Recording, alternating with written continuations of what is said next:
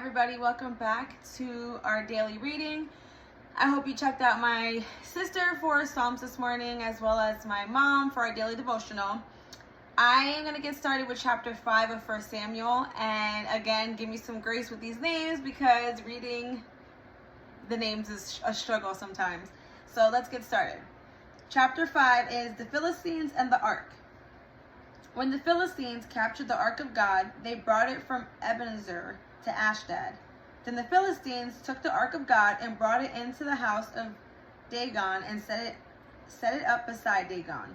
And when the people of Ashdod rose early the next day, behold, Dagon had fallen face downward on the ground before the Ark of the Lord.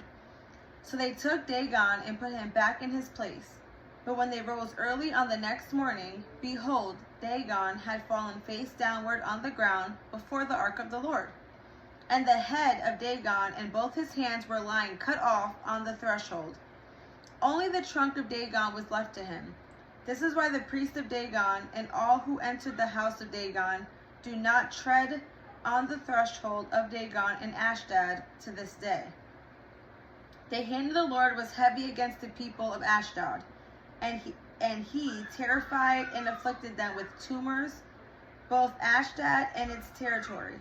And when the men of Ashdod saw how things were, they said, The ark of the God of Israel must not remain with us, for his hand is hard against us and against Dagon, our God. So they sent and gathered together all the lords of the Philistines and said, What shall we do with the ark of the God of Israel? They answered, Let the ark of the God of Israel be brought around to Gath. So they brought the ark of the God of Israel there. But after they had brought it around, the hand of the Lord was against the city, causing a very great panic.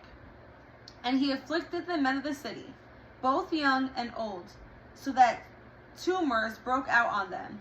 So they sent the ark of God to Ekron. But as soon as the ark of God came to Ekron, the people of Ekron cried out, They have brought around to us the ark of the God of Israel to kill us and our people. They sent therefore and gathered together all the lords of the Philistines and said, Send away the ark of the God of Israel and let it return to its own place, that it may not kill us and our people, for there was a deathly panic throughout the whole city. The hand of God was very heavy there.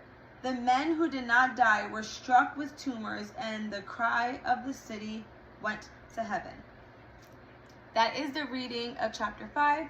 I will be back in a few for my afterthoughts.